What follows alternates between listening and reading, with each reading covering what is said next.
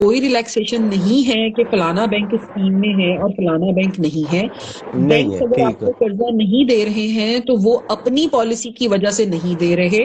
और एक बात याद रखिए कि बैंक इस किस्म की कोई पॉलिसी नहीं बना सकते कि एक स्कीम अगर गवर्नमेंट ने कही है कि वो आप ले सकते हैं कर्जा, तो बैंक अपनी तरफ से कहें कि हमने ये कर्जा नहीं देना। टीयर वन में इस किस्म की कोई रिलैक्सेशन गवर्नमेंट की तरफ से नहीं दी गई है। से नहीं, ठीक। अच्छा, ठीक है। ये बताइएगा, ये जो एप्लीकेशन सबमिट करते हैं कितने दिनों के अंदर अंदर रिस्पॉन्ड करते हैं अमूमन, अप्रूवल या रिजेक्शन? महीना, 2 महीना, कितना अरसा इसको लगता है? बाज बैंक तो ये कर रहे हैं कि रिक्वेस्ट पड़ी है उसको 7, 8, 10 दिन के बाद रिजेक्ट कर दिया विदाउट रीजन। ठीक। ठीक है। सही कि है। कोई फायदा नहीं है, मतलब कोई किसी को कुछ पता भी ना लगे, कोई रीजन भी ना बताई, कोई नंबर भी ना दिया कि किस नंबर पे कांटेक्ट करें। 10 दिन के बाद रिक्वेस्ट रिजेक्ट कर दी, कस्टमर खुद ही रो धो के तो चुप कर जाएगा, उसको कहीं पे कोई राब्ता का रास्ता नहीं मिलेगा, वो खामोश हो ठीक। जाएगा, तो सिलसिला खत्म हो जाएगा। ठीक है। अच्छा, ठीक। अब फर्ज करें कि आपने ये सारा कुछ किया जो मैंने आपको एडवाइस किया, आपकी बात नहीं बनी, 10, 15 दिन ठीक। हुए, आपने इस मामले को देखा, आपका राब्ता नहीं हुआ। प्लीज यहाँ पे भी आके आपने बैठना नहीं है, आपने इस मामले को ठीक। छोड़ना नहीं है। हमने अपने राइट ठीक। के लिए लड़ना है। और ये ठीक। हम लोगों की सीख होनी चाहिए ये कि जो भी हमारा राइट है, जो हमें गवर्नमेंट ऑफ पाकिस्तान की तरफ से मिल रहा है, हम उसको, अपनी राइट को किसी भी तरह से, किसी भी पॉजिटिव तरीके से जाके उसको अवेल करें। आपको अगर बैंक ठीक। 10 से 15 दिन के अंदर ना कोई पॉजिटिव रिस्पॉन्स देता है, ना आपको कोई रीजन बताता है, और ना आपकी कॉल अटेंड करता है, सिटीजन पोर्टल पर यूथ लोन के नाम से एक अलग सेक्शन है। ठीक। आपने उस सेक्शन में जाना है, सिटीजन पोर्टल डाउनलोड कीजिए, उसकी सर्च बार में यूथ लोन लिखिए। यूथ लोन लिख के आप जब सर्च करेंगे तो आपके पास मल्टीपल ऑप्शंस आ जाएंगी। उन ऑप्शंस को पढ़िए, आपको अपनी जो भी रीजन सबसे नियरेस्ट लगे उस रीजन को सिलेक्ट करके कंसर्न बैंक की कंप्लेंट फाइल करें।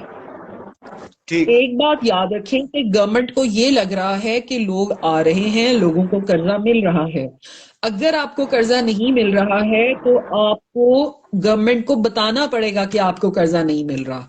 अगर आप नहीं ठीक। बताएंगे तो कोई ऐसी वही नहीं है जो कंसर्न्ड ऑफिशियल्स पे उतरेगी और उनको ये पता लगेगा कि आपको कर्जा नहीं मिला है।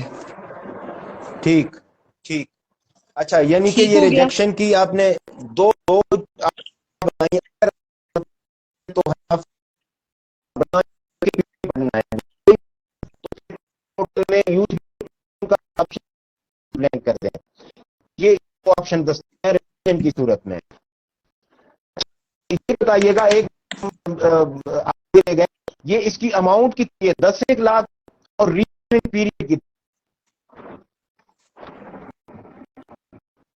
अमाद, आपकी आवाज बिल्कुल कट गई है, मुझे आपका सवाल नहीं समझ में आया है। अच्छा, मैं एक तो वही आपकी बात रिपीट कर रहा था कि रिजेक्शन की सूरत में क्या करना चाहिए लोगों को। जो सवाल है वो ये है कि मैक्सिमम अमाउंट कितनी है? 10 1 लाख है जो टीयर 1 का लोन है, 10 1 लाख है, और रीपेमेंट पीरियड कितनी एक है? हाँ बिल्कुल, इसका जो टीयर वन का लोन है उसका, उसकी अमाउंट जो आपको अलाउड है गवर्नमेंट की तरफ से वो 10 लाख तक अलाउड है। मतलब आप ठीक। 1 लाख का लेना चाहें, आप 1 लाख, उसकी मिनिमम हद जो है वो 1 लाख है, यानी आपको कम से कम 1 लाख की जरूरत हो तो 1 लाख का लोन आपको मिलेगा। और ज्यादा से ज्यादा आपको 10 लाख का मिल सकता है। 1 लाख से ठीक। लेके 10 लाख के दरमियान का लोन आप अप्लाई कर सकते हैं किसी भी बैंक के पास। अच्छा, अगली चीज आ जाती है कि इसकी रीपेमेंट का क्या पीरियड है। इसकी रीपेमेंट का पीरियड गवर्नमेंट की तरफ से 8 साल अलाउ है। ठीक। 8 साल में आपने इसको रीपे करना है। और उन 8 सालों में 1 साल ऐसा हो सकता है जिसकी आप रिलैक्सेशन ले लें। मिसाल के तौर पे आप कहें बैंक को कि आपका लोन, मिसाल के तौर पे आपका लोन डिसबर्स होता है 1 अप्रैल 2022 को। आप ठीक। बैंक से ये डिस्क्रिशन ले सकते हैं कि आपकी 1 अप्रैल 2023 तक कोई पेमेंट ना ली जाए, कोई रीपेमेंट आपकी शुरू ठीक। ना की जाए 2023 तक, 1 साल तक आपको ठीक। अलाउ किया जाए कि आपको कोई इसकी किस्त नहीं देनी है।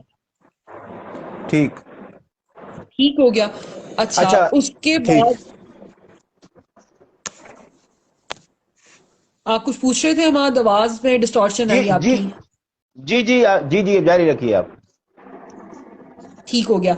अच्छा, अब इसमें ना एक चीज ये आ रही है कि इसमें प्रॉफिट रेट कितना है, और जी दूसरा कुछ लोगों को बहुत ज्यादा ये प्रॉब्लम आ रही है कि ये भी सूद है, और वो इसको नहीं अवेल करना चाह रहे सूदी बिजनेस होने की वजह, सूद के इन्वॉल्व होने की वजह से। अच्छा, जी मैं ना इस बहस में जाऊंगी कि मुफ्तियों ने सही कहा है या मुफ्तियों ने गलत कहा है।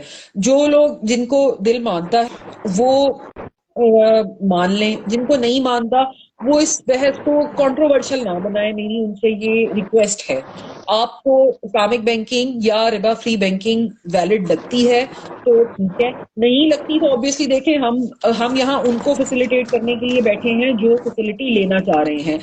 कंट्रोवर्शियल बनाना है तो फिर फायदा कोई नहीं है, क्योंकि हम लोग इस वक्त इस्लामिक या नॉन इस्लामिक बैंकिंग की डिबेट में नहीं है। एक तरफ कन्वेंशनल बैंक्स हैं या कमर्शियल बैंक्स हैं, वहां से आपको 3%, इसका प्रॉफिट रेट 3% है। 3% से ज्यादा कोई ठीक बैंक इस पे चार्ज नहीं कर सकता, ठीक है। ये चीज जहन में रखिएगा। ठीक। और एक चीज मैं और जिमनी बता दूं, फिर उसके बाद मैं ये आगे मुनाफे और सूद के उस पे चली जाती हूँ कि एक तो इसकी 3% है, और इसमें आपकी सिर्फ अपनी अपनी शख्सी जमानत होगी। मतलब बैंक ठीक आपसे एक पर्सनल गारंटी का डॉक्यूमेंट साइन करवाएगा, लेकिन वो पर्सनल गारंटी सिर्फ और सिर्फ उस बंदे की होगी जो वो लोन ले रहा है।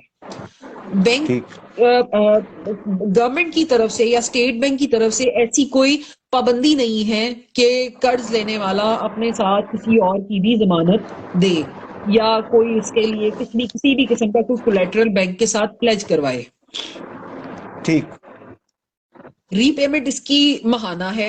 आपने हर महीने किस्त देनी है। आप 5 साल का प्लान लेते हैं तो 5 साल, आप 6 साल का लेते हैं 6 साल, 7 साल, 8 साल, जो भी वो सारा सिलसिला है वो आपके ऊपर है, अच्छा लेकिन आपने किस्त उसकी महाना देनी है। अच्छा, ये मेरा ख्याल है उस वेबसाइट पे दस्तयाब भी है रीपेमेंट स्केड्यूल, जो है कि कितना प्रिंसिपल और कितना इंटरेस्ट पे करना है, वो मंथ वाइज वो डिटेल दे देते हैं अगर आप लोन की अमाउंट वहां डाल दें। हाँ, बन जाती है, मगर जो रफली मुझे थोड़ा सा अंदाज 8 से 9 हजार बनती है अगर आप लोग 10 लाख 8 साल के लिए लेते हैं। ठीक है। ठीक है। ठीक है, सही ये है। एक मैंने रफली रफ कैलकुलेशन दी है। जी जी इसको जी पूरी जी। फाइनल समझ के इसके ऊपर कोई किसी बैंक के साथ बहस में ना पड़े। अच्छा, मैं एक सवाल पढ़ रही हूँ कि एक बैंक का नाम लेके कहा जा रहा है कि क्या वो बैंक लोन दे रहा है। प्लीज आप ये चीज उस बैंक से पूछें। मैंने अभी पहले भी एक क्लैरिटी दी थी कि मैं किसी भी बैंक का नाम लेके कुछ भी पिन पॉइंट नाम नहीं नहीं। करूंगी। इस तरह का क्वेश्चन जो है वो उस बैंक की हेल्पलाइन से आप करें। अच्छा, अब एक जो मामला आ जाता है, मैंने ऑलमोस्ट टीयर 1 का जो सबसे बड़ा एक इशू था ना कि आपका लोन अप्रूव नहीं हो रहा, उसका मैंने जी आपको जी। बड़ी डिटेल में समझा दिया कि उसको आपने किस तरह से करना है और आपने किस एक्सटेंट तक उसको कंप्लेन को अपनी एस्केलेट करना है। अब इसमें एक चीज जो आ जाती है जिसकी वजह से बहुत से लोग जो हैं वो ये लोन नहीं ले रहे हैं, वो आ रहा है मुनाफा या सूद का कॉन्सेप्ट। तो जी एक चीज तो बड़ी क्लैरिटी से है कि अगर आप कन्वेंशनल बैंक से ले रहे हैं तो वो सूद है। आपका दिल मानता है आप ले लें, आपका दिल नहीं मानता आप ना लें।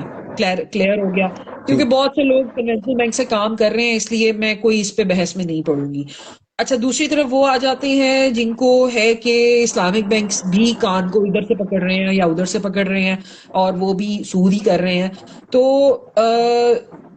देखें, ये आगे आपकी मर्जी है। हम लोग उल्मा के फतावा पे बैठे हुए हैं, और हमारे पास उनके फतावा ही जो हैं वो उसकी सबसे बड़ी एक समझे आप हमारी सेटिस्फेक्शन है कि उल्मा ने एक चीज को डिजाइन किया है।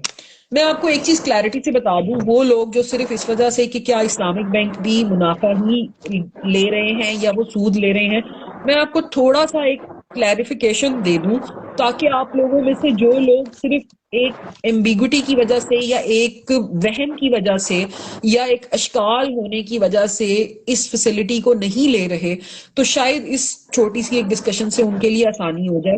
मैं आपको इस्लामिक बैंक्स का तरीकाकार इसमें थोड़ा सा एक्सप्लेन कर देती हूँ। आप कन्वेंशनल बैंक के पास ठीक जाते हैं, आप उनसे कहते हैं आपको 10 लाख रुपए लोन चाहिए, आपका लोन डिसबर्स हो जाता है। डिसबर्स होने का मतलब कि पैसे आपके अकाउंट में आ जाते हैं। यहाँ पे आके बैंक का और आपका नाता टूट जाता है। अब बैंक का और आपका ताल्लुक सिर्फ इतना होगा कि वो जो 10 लाख आपने बैंक से लिया है उसको आप हर महीने बैंक को किस्त जमा करवा दें। इससे ज्यादा बैंक का आपके साथ कोई लिंक नहीं होगा इस मामले में। ये तो प्योर जी बैंक अपने पैसों के ऊपर आपसे चार्ज कर रहा है, तो इसको तो आप एक तरफ कर दें, इसमें तो सूद का एलिमेंट आ जाएगा। इस्लामिक बैंक्स में क्या हो रहा है, या Riba free parallel banking system जो है उसमें क्या हो रहा है? उसमें ये हो रहा है कि आप जब हमें बताते हैं कि आप एक बिजनेस स्टार्ट करना चाह रहे हैं या आप अपने एग्जिस्टिंग बिजनेस को एक्सपैंड करना चाह रहे हैं जिसके लिए आपकी कैपिटल की रिक्वायरमेंट 10 लाख के अंदर अंदर है, तो आप हमें साथ ये भी बताते हैं कि आपने इस पैसे से जो 10 लाख आपने हमसे लेना है इससे आपने क्या करना है। मिसाल के तौर पे मैंने पिछले दिनों एक सक्सेस स्टोरी के नाम से एक जी पोस्ट शेयर की थी। वो जी खातून जिन्होंने अपना पॉलर सेटअप करना था, वो हमारे पास जब आई तो उन्होंने हमें एग्जैक्ट एक टेंटेटिव कोटेशन प्रोवाइड की कि मैं अपना पॉलर शुरू करना चाह रही हूँ और मेरे पॉलर में मैंने ये सामान की एक उन्होंने हमें पूरी लिस्ट दी कि मैंने ये परचेज करना है।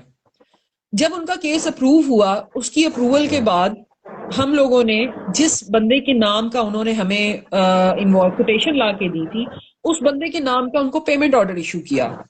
यानी वो पेमेंट ऑर्डर डायरेक्टली उस बंदे के पास गया बंदे जिससे ठीक माल खरीदना था। ठीक है। ठीक अच्छा, अब ठीक वो माल जब उन्होंने खरीदा तो बेसिकली वो माल खरीदा जाता है बैंक के बिहाफ पर। मैं ठीक यहाँ पे फिर से रिक्वेस्ट करूंगी कि जो लोगों का इस सिस्टम पे या इस पैरेलल बैंकिंग सिस्टम पे या रिबा फ्री बैंकिंग सिस्टम पे यकीन नहीं है, मैं उनके साथ बिल्कुल बहस में नहीं पड़ रही। ये उनका एक माइंडसेट है और हम उसको रिस्पेक्ट ठीक करते हैं। लेकिन जो लोग सिर्फ इस वजह से कि उन्हें इस्लामिक बैंकिंग की या इस्लामिक बैंकिंग का जो एक प्रोडक्ट का स्ट्रक्चर है उसकी नो हाउ नहीं है और वो इस वजह से परेशान हैं कि क्या ये सूद है या क्या ये मुनाफा है, सिर्फ इस वजह से वो ये लोन नहीं ले रहे, मुझे उनको क्लैरिटी देनी है ताकि उनके जहन ठीक में अगर ये एक मसला है तो ये क्लियर हो सके और वो ये फैसिलिटी अवेल करके अपनी लाइफ में कुछ थोड़ी बहुत चेंज ला सकें, तो उनके लिए आसानी हो जाए। कमिंग बैक टू टॉपिक, जी हमने उस बंदे के नाम पे पेमेंट ऑर्डर इशू किया और हमारा जो भी बंदा जो हमारा कस्टमर होता है उसके साथ हमारा एग्रीमेंट साइन होता है कि ये प्रोडक्ट जो उसने परचेज की है ये बैंक के एजेंट के तौर पे की है, ये बैंक ठीक के बिहाफ पे खरीदी है। जब ठीक एक दफा ठीक प्रोडक्ट उस बंदे के पास आ जाती है तो इस्लामिक बैंक या रिबा फ्री बैंक का जो भी बंदा है वो आके उस प्रोडक्ट को वेरीफाई करता है। वो चेक करता है कि आपने क्या वाकई वो सामान खरीदा है जो आपने कहा था। ठीक अगर आपने वो सामान खरीदा हुआ है, वाकई खरीदा हुआ है, तो बैंक आपके साथ उस पॉइंट पे एक एग्रीमेंट साइन करता है जिसके तहत बैंक आपको अपना माल बेच देता है। यानी वो माल जो आपने बैंक के बिहाफ पे खरीदा होता है बैंक आपको वो माल बेच देता है। तो ये प्योरली ट्रेड बेस्ड ट्रांजेक्शन है। अब बैंक के बिहाफ पे एक बैंक ने, आप सिंपल यूं समझें कि एक बंदे ने एक चीज 10 लाख की खरीदी और उसको आगे 11 लाख में बेच दिया, तो ये जी प्रॉपर एक ट्रेड ट्रांजेक्शन है। आप उसको इस बिहाफ में देखेंगे तो आपको इसमें क्लैरिटी आ जाएगी कि बैंक बेसिकली आपके साथ सामान की खरीदो फरोख्त कर रहा है और इसमें किसी भी तरह का, अगर आप ईमानदारी से चल रहे हैं तो फिर आपके लिए इसमें सूद का एलिमेंट नहीं है। ये थोड़ी सी चीज ठीक टेक्निकल है। इसको आप किसी ठीक भी बैंक में जब जाते हैं तो वहां पे आपको जो भी रिलेशनशिप मैनेजर आपके साथ इसको डील करेगा वो आपको फर्दर इस चीज को क्लैरिफाई कर देगा। यहाँ पे मैंने आपको जो ये थोड़ा सा टेक्निकल और मुश्किल कॉन्सेप्ट दिया, इसकी वजह ये है कि ये जो